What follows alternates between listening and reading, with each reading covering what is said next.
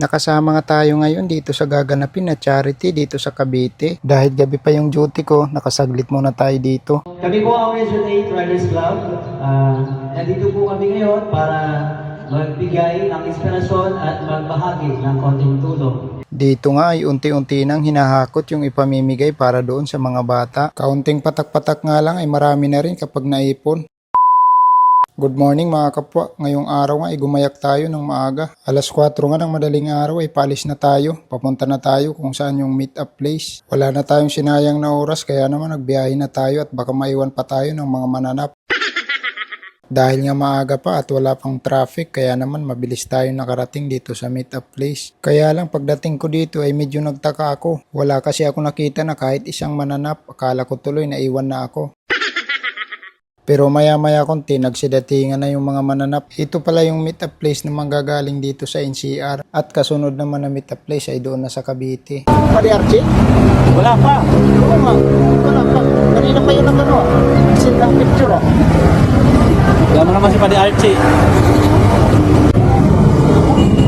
Kasi pala? Ayun na. Nagkahabol. Bunti ka na maiwan pa ba? Ay, inagi pa ngayon yun. Inagi ka pa ah. At dito nga ay paalis na kami. Papunta na kami doon sa kasunod na meet up place doon sa Cavite. At doon naman sa kasunod na meet up place naghihintay yung mga taga Southside chapter. Dahil medyo mahaba nga yung video natin, kailangan nga natin mag fast forward. Ngayon nga ay nakarating na tayo dito sa pangalawang meet up place at kung saan nakaabang na dito sila Padibitok. Marami na nga rin sila dito nakaabang yung mga taga Cavite. May mga pag-uusapan pa nga daw dito bago dumiretso doon mismo sa charity. Tapos plaplantsahin pa nila yung parating nga na Christmas party ng Region 8 Riders Club. Sama-sama yung mga iba't ibang chapter. Kasama na dyan yung North Chapter, Southside Chapter at NCR Chapter. At kung mapapansin nyo nga mga kapwa ay medyo marami-rami na rin yung mga nagsidatingan ng mga riders. Marami pa nga ang hindi nakasama dyan. Gawa nga ng mga busy din sa trabaho. Tulad ko, bibihira lang ako sumama sa kanila gawa nga ng priority ko yung pamilya at trabaho. Pero ang kagandahan ng grupong ito dahil walang sapilitan dito, kumbaga kung kailan ka lang may oras ay pwede kang sumama. Morning mga pade! Morning! Ay, Darcy! Ay, Darcy! Nandito tayo sa charity natin pero sa umaga pa, pasadaan na natin yung sa Christmas party at ganun din dito para sa charity natin. So sa NCR side muna to. Fast forward naman tayo mga kapwa, medyo mahaba kasi yung video natin. At pagkatapos nga ng kaunting meeting ay dumiretso na nga kami papunta na doon mismo sa pagcha-charityhan. Kaunti lang naman yung mga naging usapan, kumbaga planchado na yung charity at saka yung parating na Christmas party, kumbaga pinasadahan na lang ng kaunting usapan. Kaya naman nagbiyahe na ulit yung mga mananap. Baka nagtataka kayo mga kapwa kung ano yung mananap. Ang mananap pala mga kapwa ay salitang waray, kumbaga sa Tagalog naman ay insekto. Oo nga mga kapwa, tama kayo nang narinig. Ang salitang mananap kung sa Tagalog naman ay insekto. Kasi nga, lahat kasi kami dito ay may palayaw. Kung hindi insekto yung palayaw namin, pangalan naman ng animals yun yung palayaw namin. Medyo naguluhan ba kayo?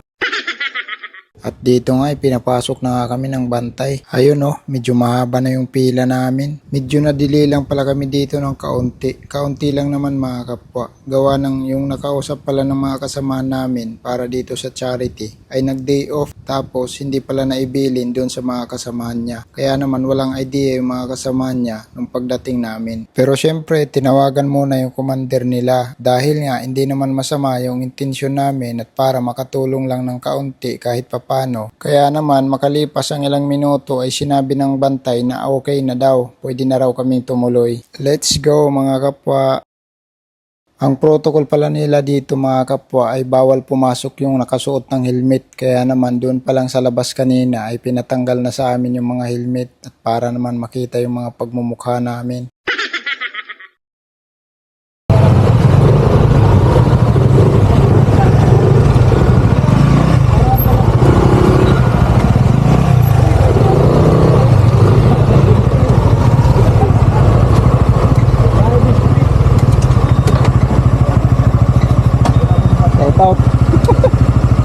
Naka-live yan pa di? Kanina, naging parang At dito nga mga kapwa ay unti-unti nang binababa yung mga pinamili ng mga kasamahan namin para ipamimigay doon sa mga bata. Para na rin doon sa matatanda na nag-aalaga doon sa mga bata. At dito mga kapwa ay napakaswerte din talaga ni Ate Lisa kasi nakakita siya ng ginto. Kukunin niya na nga sana yung ginto kaya lang naisip niya tabunan niya na lang muna at baka mamaya makita pa ng iba tapos maunahan pa siya. Napansin ko nga dito si Paddy Archie patingin-tingin parang gusto nang kunin yung ginto na nakita ni Ate Lisa. At ngayon nga didiretso na kami doon sa bahay na tinitira ng mga bata kasama yung mga adult na nag-aalaga sa kanila. Kaunting video nga lang pala yung gagawin natin mamaya sa mga bata kasi hindi natin pwedeng pukusan ng camera bilang privacy nila. Kaya naman video clip lang yung gagawin natin. So, kami po ang Region 8 Riders Club. Nandito po kami ngayon para magbigay ng inspirasyon at magbahagi ng konting tulong. Okay? So, bilang pagsisimula ng ating programa, inaanyayahan po ang lahat na tumayo para sa isang panalangin na pangungunahan ng ating OBR, si Ma'am Ana Fair. So, huwag muna tayong umuwi. After dito, diretso po tayo at may mga pag-uusapan pa po. Muli, maraming salamat po sa inyo lahat.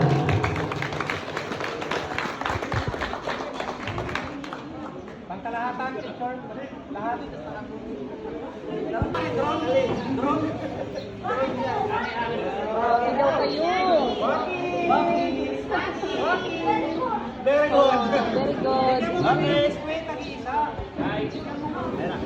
At dito nga mga kapwa ay tapos nang naihatid at naibigay yung kaunting tulong para sa mga bata at ganun din sa mga kaunting pangangailangan ng mga adult na nagbabantay doon sa mga bata. Mga pangunahing pangangailangan nila at syempre kasama na yung pagkain. At pagkatapos naman namin dito ay ang napag-usapan ng mga BOD at mga admin ay didiretso kami kila Coor kasi may hinanda daw sila na pagkain upang makakain muna kami lahat bago kami mag-uwian. Grabe, isang basketball court talaga yung Inarkila. At mamaya pagkatapos kumain mga kapwa ay papakilala naman yung mga bagong members ng Region 8 Riders Club. At syempre magdadasal muna bago kumain ang lahat. At dito mga kapwa bilang pagsunod sa tradisyon ng grupo ay ang mga bagong pasok ay kailangan sumayaw at syempre hindi papayag si Paddy Charito na siyang promotor ay hindi papayag na hindi sasayaw.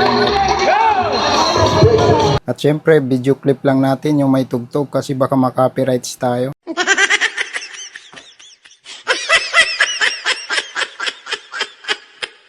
At hindi rin makakalusot si Paddy Coach Redin Motovlog.